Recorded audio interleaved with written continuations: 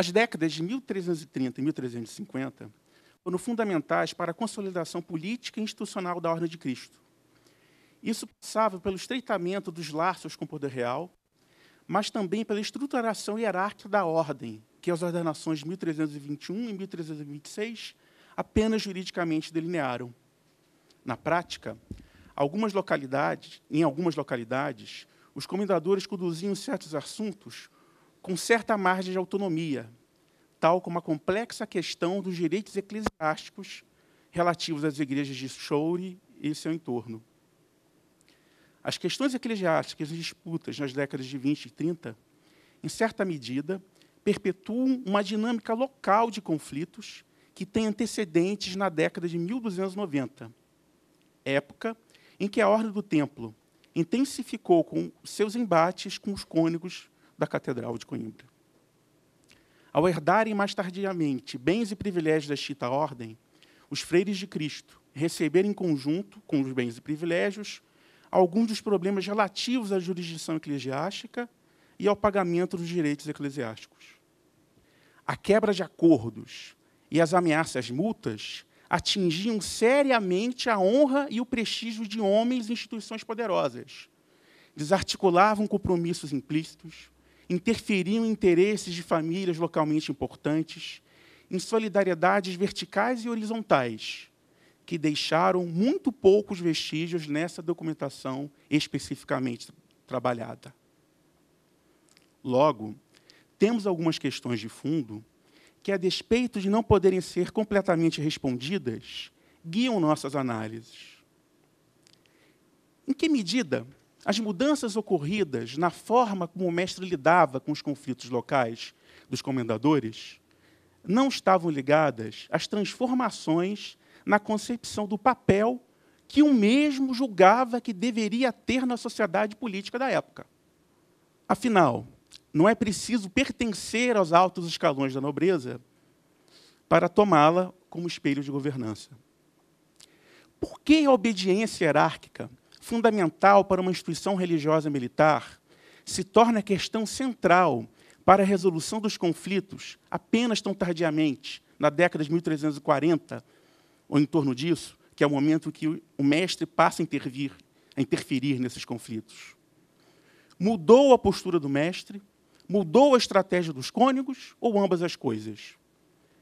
Apesar da entrega das vilas de Ega, Soure, Redim e Pombal à Ordem de Cristo ter ocorrido em 1319, época de fundação oficial da Ordem, apenas em janeiro de 1323, Dom Dinis doa a milícia às igrejas das ditas vilas. Durante esse curto período, os comendadores recorreram inclusive ao bispo de Coimbra, requisitando apoio na defesa de seus direitos às igrejas, que permaneceu até 1323 sob o padroado real, com as rendas empenhadas no sustento do estudo de Coimbra. Em 18 de junho de 1322, na presença de Dom Raimundo, bispo de Coimbra, de Pedro Lourenço, tabelião do bispo, no couto do bispado, Lourenço Fernandes e Francisco Fernandes, freiros da Ordem de Cristo, fizeram um pedido de restituição das igrejas de Pombal e Soure. Os freires alegavam que as igrejas sempre tinham sido delegadas pela sede de Coimbra aos freires capelães da Ordem do Templo, e que isso, por si só, justificava a posse das igrejas pela Ordem de Cristo, recentemente erigida. É interessante sublinharmos que a memória dos direitos da Ordem do Templo foi invocada no decorrer de toda a primeira metade do século XIV. Qualquer que fosse a parte implicada nos conflitos, era uma determinada memória do passado templário que normalmente era apropriada nas demandas judiciais locais. Em certo sentido, muitos dos direitos templários foram confirmados à Ordem de Cristo na época em que estamos estudando. Mas, igualmente, muitos dos conflitos gerados pela posse desses direitos foram parcialmente retomados e receberam uma nova dimensão. não se tratava mais de uma ordem cujos tentáculos espalhavam-se pela cristandade, tal como a do templo, mas de uma modesta instituição em construção, cujas forças econômicas e políticas estavam ainda em processo de estruturação, sob tutela monárquica. Essa era a ordem de Cristo, no início do século XIV. Vemos nos nossos olhos os antônios da poderosa ordem de Cristo de finais do século XV. No pedido da entrega do cura das igrejas de Soure e Pombal, feito em 1322, veladamente em nome dos comendadores, aparentemente contra os interesses do rei, a resposta do bispo foi bastante clara. Em nada cederia ao sentimento do rei e sem que o mestre de Cristo entregasse uma carta. Em outras palavras, as igrejas já estavam providas. O padroado das mesmas pertencia ao rei e não cabia ao bispo conceder a cura aos freires de Cristo. Com efeito, ele mesmo concedera por apresentação régia a cura dessas igrejas aos clérigos Fernando Martins e Fernando Afonso, que provavelmente tinham ligação com a sé de Coimbra. O bispo afirmava que não poderia dar a cura das igrejas sem prejudicar os clérigos apresentados pelo rei. E, além disso, segundo o bispo, o pedido feito pelos freiros não foi acompanhado de uma carta do mestre que demonstrasse interesse. Para uma questão que tinha potencialmente sérias implicações políticas, a resposta do bispo foi estritamente jurídica, a linguagem corrente dos homens de poder à época. O bispo afirmava também que, pelo direito novo, certamente canônico, as ordens não deveriam ter nas igrejas capelães que dessem cura por apenas um ano. A cura das igrejas deveria estar a cargo de curas perpétuas, ou seja, mesmo que fosse possível entregar, não entregaria. Qualquer argumento que fosse apresentado não seria aceito. Nas entrelinhas, é claro. Todavia, em 1323, Dom Dinis faz a entrega das vilas de Ega, Soure, Ridim e Pombal, Ordem de Cristo, e, no instrumento oficial, enfatiza que a doação era uma graça e uma mercê ao Mestre de Cristo, a quem eram legados os frutos e as rendas das ditas igrejas. O poder régio transferiu, portanto, o seu direito de padroado para a ordem, contanto que fosse mantido o sustento do estudo de Coimbra. Aqui temos dois eixos articuladores. No plano local, a memória sobre o passado templário é reconhecida como algo legítimo por todos. No plano da corte, na perspectiva do poder real, o que é fundamental é a vontade do rei, é a mercê, ainda que as inquirições de 1314 tenham fabricado essa memória da relação do rei com a ordem do templo. O eixo articulador dos conflitos entre cônegos e freires de Cristo nas décadas de 1320 e 1330, contudo, está ancorado em um registro distinto da perspectiva do poder real, que frisa que é uma mercê. Nas cartas de composição e inquirições movidas pela sé de Coimbra, as terras de Soure, Redinha, Ega e Pombal deviam seu povoamento aos templários, que teriam estabelecido com a sé uma série de acordos e composições que deveriam ser levadas em conta. A interpretação desses acordos é que era o lugar da discórdia. Nas décadas de 1320 até fins da década de 1330, ainda era preferencialmente no plano local que se tentava resolver a questão. A partir de fins da década de 1330, ocorre uma mudança na temática das cartas. É o mestre de Cristo que aparece como interlocutor principal dos cônegos e do bispo. Os comendadores raramente são citados nominalmente, raramente são referidos como presentes das iniciativas de composição. Doravante, sob a égide do mestre de Cristo e do bispo de Coimbra. Paulatinamente, é estabelecida uma relação de compromisso na qual a honra do mestre de Cristo deveria ser salvaguardada por meio do controle mais estreito dos homens no plano local, de forma análoga ao controle exercido pelos senhores sobre seus dependentes em uma casa senhorial. No entanto, os direitos eclesiásticos estavam imersos em outras questões que transcendiam o provimento das igrejas. O que pode-se deduzir que, a partir de 1335, possivelmente as inquirições reforçaram ainda mais o poder do mestre sobre Soure, e não é casual que, a partir de 1338, os mestres de Cristo passem a interferir nessas disputas. Agora, por que isso acontece? Qual a visão que a gente tem numa história mais institucional? É como o Bloch falou dos camponeses que lavam cartulários, nós temos aqui mestres que são IUPs administradores, que têm uma visão plena, fizeram MBA, do que é montar uma ordem militar. Isso não entra na minha cabeça. A história institucional é fundamental, mas ela não pode nos colocar antolhas nos olhos. É uma pressão, é um jogo social, é um jogo de prestígio, um jogo de honra. Ele é pressionado. Os cônegos passam a levar as questões a ele. No caso específico das disputas eclesiásticas, a situação parece ter se agravado a partir de 1338, o que ofereceu oportunidade para uma maior intervenção do Mestre de Cristo. Um indício desse agravamento pode ser identificado em uma carta datada de 28 de novembro de 1338, na qual os cônegos do Cabildo de Coimbra apresentaram resposta à queixa do freire clérigo e vigário de Soure, Gonçalo, sobre o interdito que fora lançado sobre as igrejas da localidade. O que é dito nessa carta, que é o que nos importa agora? Em suma, teve interdito, sim. Alguém fez. Quem fez? Não sei. Fez e não devia. Só que o interdito fica até 1340. O que isso significa? Pressão. E é uma pressão fundamental.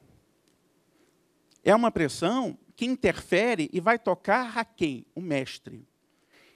Em 10 de junho de 1340, o mestre apresenta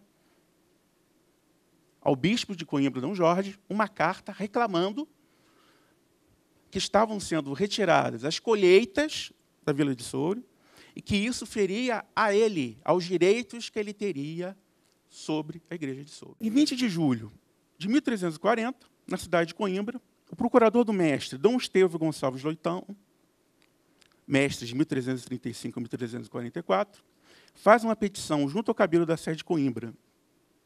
Nessa petição era mencionada essa carta de 1340 e protestava contra o interdito. A carta é apresentada pelo mestre-escola, um clérigo escolar de Leiria, vejam bem, não é um membro da ordem, e de toda a lista de testemunhantes que eu popularei aqui para não torturá-los psicologicamente, não tem um membro da ordem. Não tem sequer sombra do comendador de Soure, que é excluído da negociação desse processo. Logo, a questão local da igreja de Soure, em cujos conflitos os comendadores tinham tido até então uma posição de destaque, passou a ser tratada de forma diferenciada pelo mestre da ordem. O envio deste procurador para negociar e protestar diretamente em nome do mestre representou uma mudança significativa quanto à relação da dignidade mestral com os comendadores. Foi o próprio mestre de Cristo que tomou uma atitude mais decisiva na questão eclesiástica de Soure. Em 7 de abril de 1341, em Coimbra, mediante translado, temos informação de uma ordem direta do mestre Dom Estevão Gonçalves Leitão ao vigário, aos gendeiros, aos comendadores, aos provedores de Soure, para pagarem as colheitas aos cônegos de Coimbra.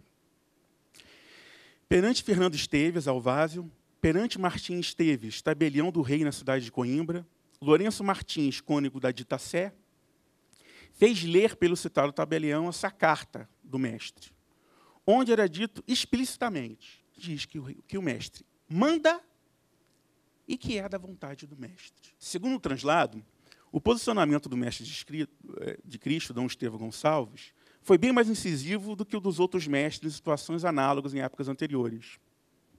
A vontade do mestre é a principal justificativa apontada para interferir. O dano causado aos cônegos e ao bispo é também citado como motivo.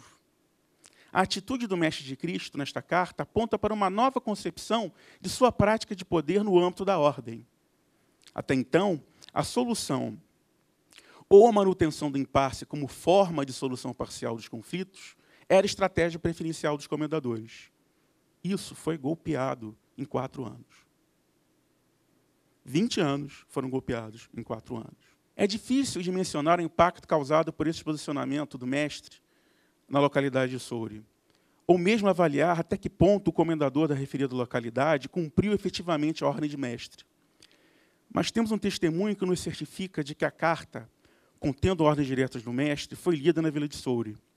Poucos dias depois, em 14 de abril de 1341, o rendeiro dos direitos do Mestre de Cristo em Soure e alcaide da mesma vila, João Vicente, atestava em pública forma que recebera as ordens do Mestre para que pagasse as colheitas aos cônegos do cabido de Coimbra.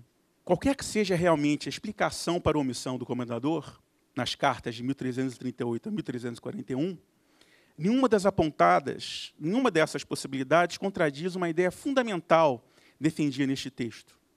Os mestres de Cristo passaram a tratar as questões eclesiásticas da vila de Soure como algo que dizia diretamente respeito à sua autoridade, o que caracteriza um verdadeiro processo de rearticulação das práticas de governo. Pouco tempo após, Rodrigo Anes, mestre de Cristo de 1344 a 1356, buscou intervir diretamente também na questão eclesiástica de Soure. Temos informação desta intervenção a partir de um instrumento público feito em 1346, no Palácio do Rei, na cidade de Coimbra. Pulando a lista, né, dos testemunhantes. É narrado nesta carta que Jorge Afonso, advogado na audiência dos vigários da cidade e procurador do cabido, apresentou, intimou e notificou, em nome do cabido da sede de Coimbra, uma carta dos cônegos escrita em papel. Né? O que ele apresenta, resumindo? Os acordos da época da Ordem do Templo. Ou seja, ele apresenta ao mestre aquilo que era considerado o núcleo da discussão legítima. Mestre, está aqui. Isso aqui é legítimo. Existem acordos que foram feitos. Cumpra-se. E o que é fundamental? O que é reclamado, além disso? Uma das questões particularmente destacadas é o não pagamento da terça pontifical, que era conhecimento comum, que era direito do deão e do capítulo de Coimbra. O fato de não oferecerem casas para a terça do vinho e do pão, ou seja, temas que são recorrentes há décadas. Não está dando certo? Qual é a regra que a Ordem de Cristo recebe? A regra de Calatrava. E existe uma determinação pontifícia muito específica quanto à isenção na regra de Calatrava. Que no Concílio Geral, que no caso não é explicitado, mas é o de Latrão IV, de 1215, é especificado que a Ordem de Calatrava teria sido eximida do pagamento das dívidas sobre as terras cultivadas ou exploradas antes de 1215. Já as terras adquiridas após este concílio não podiam ser consideradas isentas. O caso das terras adquiridas antes de 1215, postas sob exploração após esta última data, recebiam também o estatuto de isenção. Ou seja, eles receberam a terra, bem depois de 1215, das mãos do rei. Outrora foram terras da época de Reconquista. Agora, quando eram de Reconquista, era da Ordem do Templo. Então, vocês têm que pagar. Agora, se vocês dizem que não tem nada a ver com a Ordem do Templo, vocês então obedecem à regra de Calatrava. E, pela regra de Calatrava, vocês também têm que pagar. Há uma sofisticação dos argumentos nesse processo. Ao se referirem a esta determinação, os cônegos, de certa forma, manipulavam a determinação calatravesa e buscavam lembrar ao Mestre de Cristo que as determinações pontifícias obrigavam a ordem ao pagamento das prestações eclesiásticas. Afinal, as terras de Soure foram tomadas aos mouros em épocas muito recuadas. E a posse dessas terras de Soure pela Ordem de Cristo só ocorreu em época bem posterior. as determinações do referido concílio, de forma indireta, implicitamente por meio da mercê real e não por guerra de reconquista. Essas determinações deviam, portanto, ser cumpridas. E mesmo que se considerasse o costume dessas igrejas de Soure durante a época da Ordem do Templo, inúmeros documentos comprovariam que determinados direitos deveriam ser pagos aos cônegos. E aumenta o tom. Em 1346, eles reforçam isso, levam uma carta ao mestre em que eles exigem o pagamento dos direitos ao cabido. Eles estão exigindo, eles estão intimando e exigindo o mestre, privado do rei. Ou seja, e o comendador, que até 1335, 1338 tinha um papel de destaque? Sumiu da documentação. O comendador já não é considerado, pelo mestre, pelos cônegos, pelo bispo, um interlocutor legítimo nessa questão. A questão não é de jurisdição eclesiástica, exatamente. A questão não é a questão de hierarquia social. É o que o mestre representa, a relação que ele estabelece com o poder real nas décadas de 30 e décadas de 40. A partir de finais das décadas de 1340, a tendência dos cônegos foi a de levar os protestos exclusivamente ao mestre de Cristo. É com este poder que eles tentam dialogar e chegar a novas composições. Em 1348, um cônego da Sé de Coimbra levou diante do mestre uma queixa sobre a posse da chave do celeiro das dízimas da igreja de Soure. A resposta apresentada pelo Rodrigo Annes ao protesto é particularmente representativa do quanto as questões eclesiásticas de Soure passaram a ser estritamente controladas pela dignidade mestral. Reforço aqui a ligação do mestre com as igrejas, que, de certa forma, remonta a 1323. A arma que é utilizada para pressioná-lo, implicitamente, é a manutenção da honra, presente na sociedade como um todo, dramática no jogo da corte entre os que são nobres ou os que aspiram à nobreza. Na resposta, é possível detectar a concepção que o mesmo tinha das relações que deviam ser estabelecidas com os cônegos, indiretamente com o próprio bispo ou mesmo com a sociedade como um todo. Responde o mestre. Na ordem do templo, como no tempo da ordem de Cristo, nunca nenhum terceiro tivera a chave do celeiro, estou atualizando um pouco, para o cabido de Coimbra na Vila de Soure. Mas agora, por reverência ao cabido e por bons e seus amigos que são, e que apraz ao dito Afonso Martins, que é rendeiro dos dízimos, ter a dita chave, enquanto for rendeiro do dito cabido, eu faço por mercê.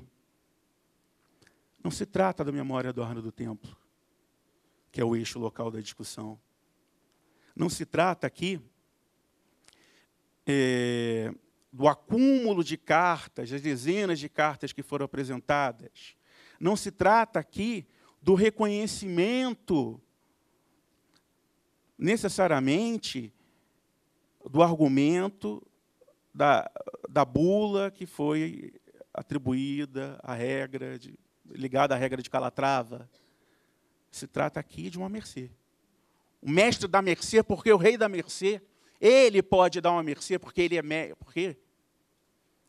Porque ele serve ao rei. Porque ele se sente tão próximo ao rei, porque ele é um nobre. Porque os nobres, nesse nível, é que dão mercê. A resolução de um simples conflito sobre o celeiro ganha uma outra dimensão. Pois se muitas vezes a questão da posse das chaves dos celeiros for prolongada sem solução, como forma de afirmação do poder e do prestígio dos comendadores diante dos cônegos, a questão do celeiro para o mestre tinha uma dimensão política bem menos importante. Era uma questão de escala e de perspectiva de construção do poder. Podia, portanto, conceder as chaves do celeiro, mas por mercê aos bons amigos do cabido, tal como o senhor o rei a quem servia. O mestre também concedia as suas mercês. Concluo. Em meados do século XIV, o poder de intervenção do mestre na encomenda de Soure era bastante acentuado. Na sociedade portuguesa de finais da Idade Média, os direitos e privilégios revertiam principalmente em favor dos grandes. Era, sobretudo, a estes últimos que cabia o poder decisório. Em meados do século XIV, o mestre de Cristo enfileirava-se junto com poucos senhores leigos e eclesiásticos que detinham amplos direitos de mero e misto império. Neste sentido, os aspectos religiosos e eclesiásticos da ordem, ou ao menos em algumas de suas comendas, foram subordinados a uma concepção de governo que confluía com a visão autonobiliárquica de mundo. De homens que circulavam na corte, que conviviam com a realeza, que frequentavam os poderosos e que tinham provavelmente uma perspectiva diferenciada de conflitos locais, sobretudo daqueles que não traziam necessariamente benefícios práticos e de prestígio para eles, para as suas famílias ou para os ofícios que ocupavam. É sobretudo no contexto do mestrado de Rodrigo Anes, 1344-1356, que identificamos essa ruptura. Ainda que a historiografia recente reforce que o fenômeno de nobilitação generalizada das ordens militares seja algo tardio, talvez predominante apenas a partir de meados do século XV, isso, do ponto de vista dos valores e das ideologias, talvez possa receber alguns matizes. O fato dos membros das ordens militares serem presumivelmente, em boa parte, oriundos das elites urbanas e concelhias nos séculos XIII e XIV, é um ponto da questão. O lugar social do mestre é outro. Sobretudo, em uma sociedade dinâmica, onde os limites entre nobres e não nobres são porosos, principalmente no círculo dos principais servidores de poder real, tal como em meados do século XIV. As concepções feudais e corporativas que orientaram a elaboração dos Estatutos da Ordem de Cristo de 1321 e 1326 vincularam ideologicamente os membros da ordem ao rei e ao corpo do reino. Contudo, uma terceira perspectiva agregou-se paulatinamente, a de que comendadores, os freires cavaleiros, os freires clérigos, deveriam estar mais diretamente subordinados ao governo do mestre, não apenas pelo voto de obediência, mas também por uma questão de hierarquia social. Logo, as questões da ordem Soure tornaram-se, portanto, um problema que dizia respeito diretamente à honra do mestre. Não apenas eram questões de justiça eclesiástica ou de caráter administrativo. A situação conflituosa dos comendadores concabido, que lançou mão das armas tradicionais, de interdito, etc., tocava a autoridade do mestre, o qual passou a dialogar ou a enfrentar diretamente as questões eclesiásticas de forma análoga a um grande senhor em sua casa senhorial.